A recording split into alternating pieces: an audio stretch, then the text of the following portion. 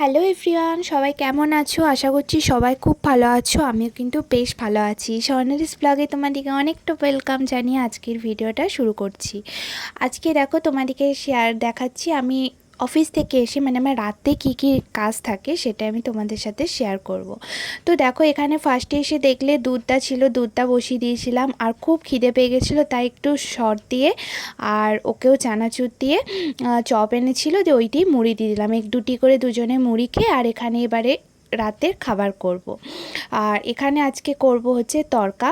আমার কাছে তড়কা কলাই নেই, তো আমার কাছে মুসুর, এই যে গোটা মুসুরটা আছে এইটাই কিন্তু আমি দিয়ে তড়কা করেছিলাম। আর এই মুসুরেরও তড়কা করলে না এত সুন্দর খেতে লাগে, খুব ভালো লাগে।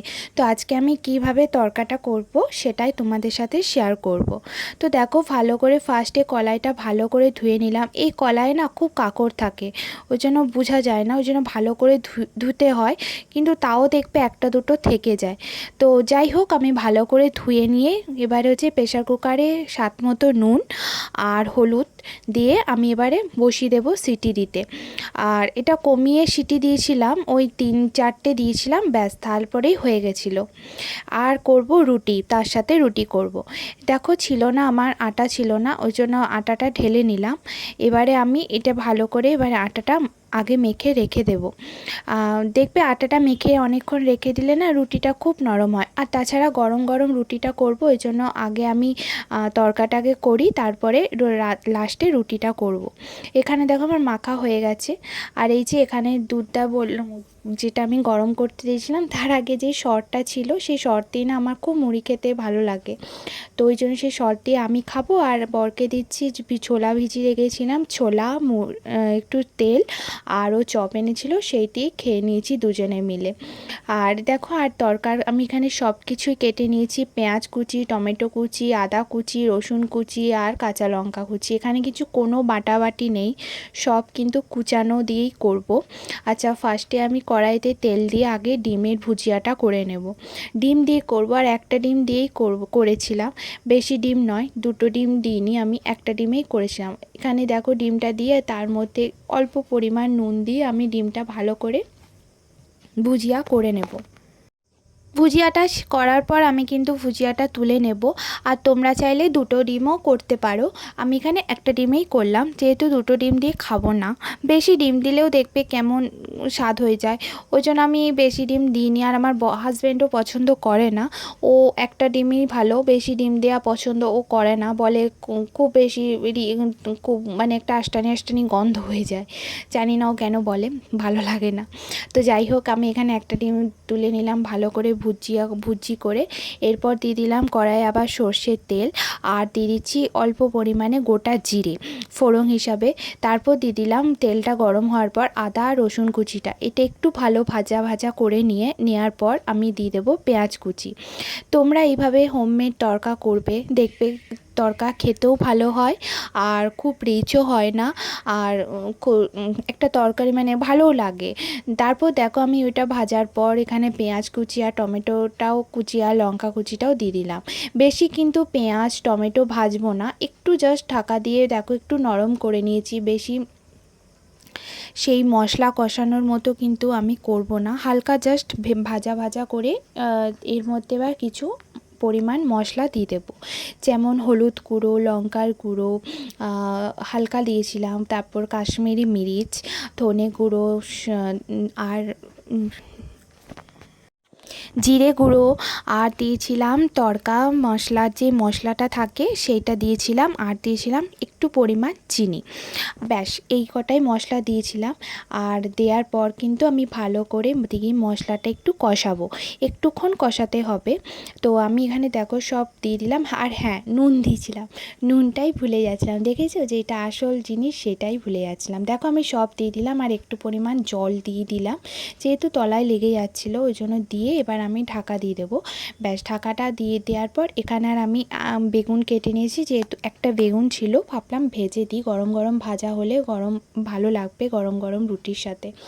তাও শীতকালের বেগুনের মতো ভালো লাগে না, যেহেতু গ্রীষ্মকালের বেগুন মানে এখনকার বেগুন কি বলো তো একটু বীজ বীজ থাকে, তো ওই জন্য অত ভালো লাগে। যেহেতু আমার কাছে ছিল একটা বেগুন তাই ভেজে দিচ্ছি।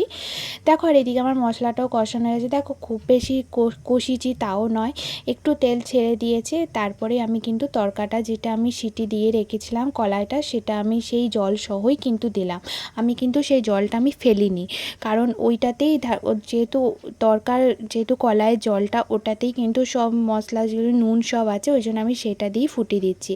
আর দেখো ফুটে এলে এবারে এখানে দিয়ে দিলাম একটু বেশ পরিমাণে বাটার, আর দিয়ে দেবো একটু পরিমাণে গরম মশলা।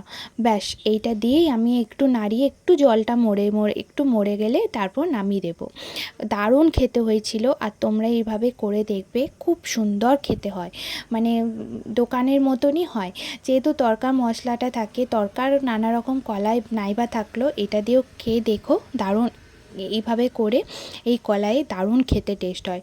তো আমার তরকাটা হয়ে গেল, এরপর আমি আবার এর কড়াইয়ে তেল দিয়ে দিলাম। এবারে যেহেতু বেগুনগুলো আছে ওগুলো এবার ভাজা করে নেব। অফিস থেকে এসে আমার প্রতিদিন এই ডিউটি থাকে, বাট প্রতিদিন তোমাদেরকে দেখানো হয় না আমি কি করি। শুধু রান্না নয়, রান্না খাওয়া দাওয়া, তারপর সেই বাসন ধোয়া থাকে, আবার সকালের সমস্ত কাজ গুছিয়ে রেখে তারপর আমি শুতে যাই। অনেকটাই লেট হয়ে যায়, আর এখন তো করতে করতে এখন ঘড়িতে কটা বাজে জানো, প্রায় 10টা 15 হয়ে গেছে, কারণ অফিস থেকে এসেছি আজকে লেটে, অনেকটাই দেরি হয়ে গেছিলো। দেখো আমি ভালো করে মানে গুছিয়ে রান্না হয়ে গেছে, এরপর আমি ভালো করে গ্যাসটাও পরিষ্কার করে নিচ্ছি। আর গ্যাস পরিষ্কার করা হয়ে গেলে না আমার মনে হয় বাপরে একটা বড় কাজ হয়ে যায়। আর যেহেতু আঁশ করেছিলাম রুটি করব, ওই জন্য আমি গ্যাসটা আগে পরিষ্কার করে নিচ্ছি। আর এখানে দেখো বাসনগুলো আছে এগুলোও ধুয়ে নিচ্ছি। রান্না করে বাসন ধুতে কার কার বিরক্তি লাগে বলবে তো, আমার তো খুব বিরক্তি লাগে। আমার রান্না করতে ভালো লাগে, কিন্তু রান্নার পর যে বাসনগুলো ধুতে হয় না, খুব বিরক্তি লেগে যায়। ভালো করে ধোয়া মাজা করে নেব। আর এখনই বেজে গেছে ঘড়িতে 10টা, হয়তো ওই রকমই বললাম 10টা 15 এরকম হয়ে গেছে। এরপর রুটি করব, তারপর খাওয়া দাওয়া করব। এই রকমই দেরি হয় জানো তো, অফিস থেকে এসে গুছিয়ে বাগিয়ে সব কিছু জোগাড় যন্ত্র করে রান্না করে যখন হয় না, এই রকমই হয়ে যায়, বেজে যায়। প্রতিদিন খেতে আমাদের 10:30 11টা তো হয়ে যায়। হ্যাঁ মা জানি ওটা কি আর ডিনার টাইম বলো, কিন্তু কি করব, একা হাতে কোন দিক করব, তাই না? সব দিকটা জোগাড় যন্ত্র করে এসে খেতে আর করতে অনেকটা দেরি হয়ে যায়। দেখো আমি বাসনগুলো ধোয়া হয়ে গেল, ধুয়ে এখানে আমি ভালো করে যেহেতু জলগুলো ঝরাতে দিয়ে দিলাম। আর এরপর আমি রুটিগুলো করে নেব। আর এই বাসন ধুতে এত বিরক্তি লাগে না, কাজ করে বাসন ধোয়া, কিছু অনেকগুলো বাসন হইলে জমে যাবে, খাওয়া দাওয়া করে বাসন সেই কটা অনেক জমে যাবে।